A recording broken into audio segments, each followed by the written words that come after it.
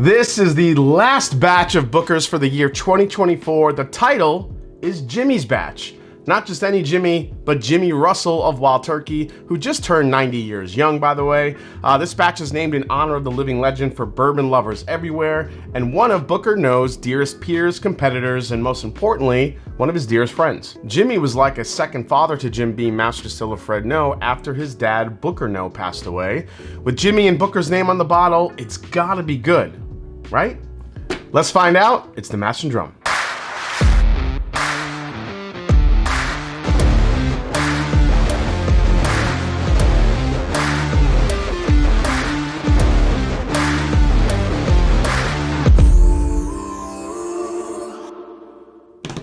What's up, folks? I'm Jason C. from the Mash and Drum, and welcome back to the show. Give the video a like, give the channel a subscribe, and help me keep climbing to that 100,000 subscriber milestone here as we get closer to 2025. It's crazy how fast the year is coming to a close here. It is the beginning of Thanksgiving week, and so much content to get through here before we get into December and the Advent calendar. So guys, stay tuned. You're gonna see a lot of Mash and Drum, so hope you don't get sick of me. So before we dive into the review, let's hear from today's sponsor. They are back. It is the game changer, Zbiotics. All right, today's sponsor is Zbiotics, the world's first genetically engineered probiotic that I've been using and talking about for about 2 years. This is the time of year, especially with the holidays coming up, where you have late night drinks, holiday parties, corporate parties, family get-togethers, friendsgiving, whatever it may be, where it can make it a little bit tougher to get out of bed the next day. The feedback was incredible, and a lot of people saw how effective Zbiotics can be. So for those of you that don't know, why does it work so well?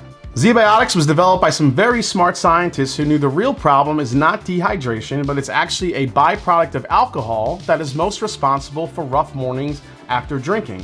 Zbiotics produces an enzyme like the ones your liver uses to break down this byproduct. Now, I know I talk about whiskey mainly, but during the holidays, Zbiotics can help you out with all the different libations we come across when we are drinking and being merry, like wine, tequila, rum, cocktails, holiday punch, boozy eggnog, and who knows what else. Zbiotics can help you in those situations where you need to be at your best the very next day or help survive the next day with your family.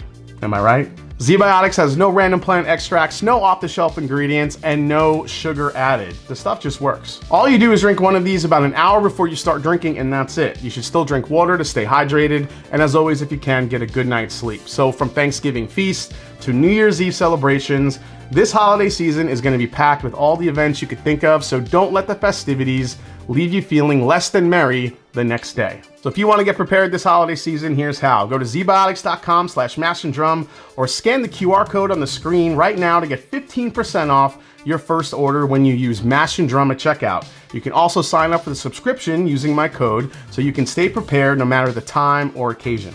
Zbiotics is backed with a 100% money-back guarantee, so if you're unsatisfied for any reason, they'll refund your money, no questions asked. So remember, head to zbiotics.com/mashanddrum and use the code mashanddrum at checkout for 15% off. Thank you, Zbiotics, for sponsoring the video, and thanks to you guys for making the sponsors happen. Cheers.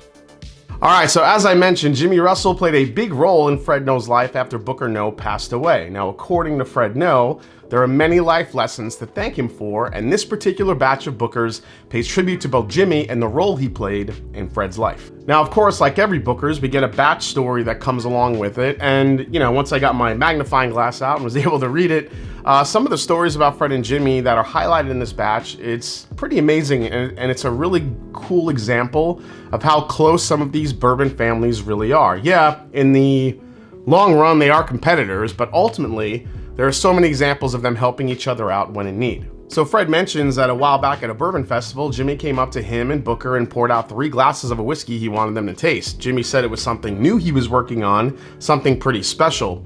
So to Fred, he thought it was pretty cool to bring a new product to a competitor and ask what they think. It showed the importance of trust and camaraderie and just how much those old timers really did respect each other. Jimmy also taught Fred to treat everyone like he wanted to be treated. When they went to the events at bars or liquor stores, he always stayed late to make sure everyone got their picture taken and their bottle signed. Fred also said it's easy to take for granted that we get to do what we do because the people that stand in line for our whiskey but Jimmy Russell never did. Okay, the bourbon. As I mentioned, this is the last Booker's batch of 2024, and it's called Jimmy's Batch. It was made up of 3 production dates stored in 4 different warehouses. It's bottled at 125.8 proof, and the age is 7 years, 9 months, and 19 days on the label. This is dropping now for about $100 as usual. All right, let's get a pour here.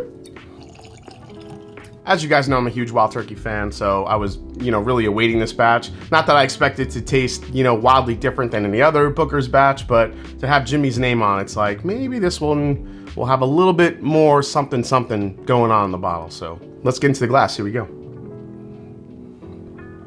Booker's nuttiness through and through. Kind of like a honey peanut butter type nose I'm getting here. Your baking spices are all there. Again, I mean, pretty heavy cinnamon, what you normally would get with a Booker's. Vanilla, oak char, maybe a slight citrus note in there too. It's pretty faint, but it's more in the way of kind of an orange peel. But yeah, I mean, it's pretty typical for a Booker's on the nose. Let's see what it does on the palate. Cheers, guys. It's very sweet. This has a very sweet sipping type of profile to it that I think is kind of a nice little balance between what we normally see from Booker's, which is sometimes pretty hot, pretty, fiery, especially from that high proof point. But this one, even on the first sip, it almost came off a little bit like a sweet tea. And again, kind of like that honey note that I was getting. Honey, cinnamon, a little bit of a sweet tea note on the front of the palate.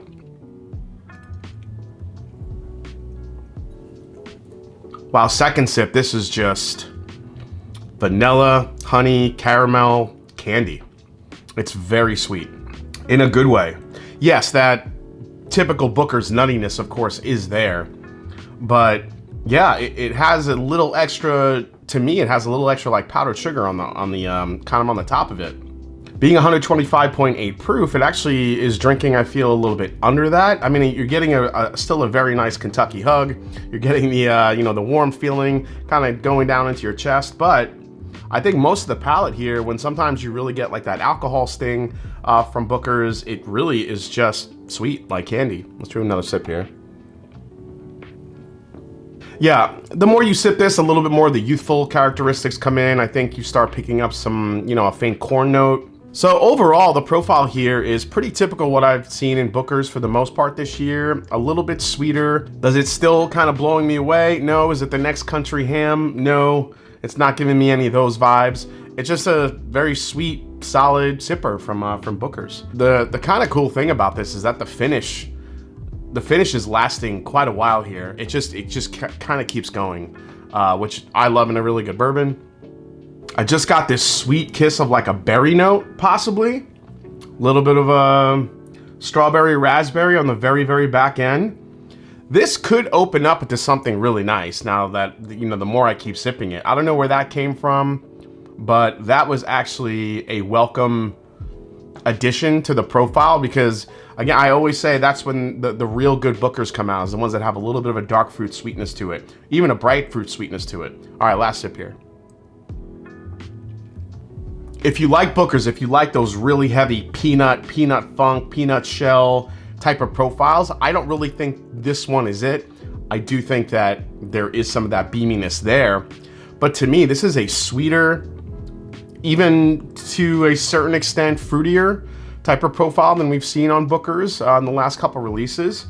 I really did. Is this going to win Bourbon of the Year? No. Is it super outstanding batch of Booker's? No. I probably would still lean towards the Booker's Reserves from this year as being a better, bottle of bourbon than this is. But I think overall, from a Booker's standpoint, this is a really nice little solid batch of Booker's. All right, let's do a quick final breakdown on this one. All right, so quick final breakdown on the last batch of Booker's for 2024. This is Jimmy's batch. Price for this one, relatively around $100. Some people find these cheaper. Some people find these even more expensive.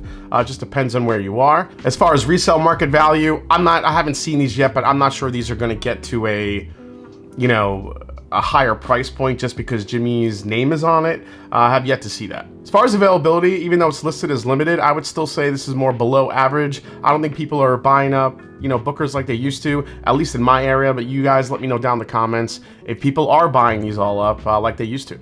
Value for this one, I'm going to stick with below average. As far as most I'd pay, I'd probably go with retail for this one, or below retail if you're lucky enough to grab on it like a Costco or something. Alternatives to this one are going to be like usual, Wild Turkey Rare Breed, Elijah Barrel Proof, and you know, even to a certain extent, I think Knob Creek 12 year, even though it's only 100 proof, can actually serve as a great alternative for this one. And lastly, is this a skip, a try before you buy, or buy and back it up? I think for me, this one, if you're a big Booker's fan, I think this is definitely going to be a buy because it's called Jimmy's batch. However, if you're a fan of Booker's and you like those really peanut heavy notes, while that, you know, there is some of that there, this is a much sweeter variant of Booker's that I feel like I've had in a while. I think it's actually really good, really solid. I think a lot of people are going to love this. If you're not a fan of Booker's or you like that typical Booker's heavy peanut flavor, this one might lean towards more a try before you buy than a buy.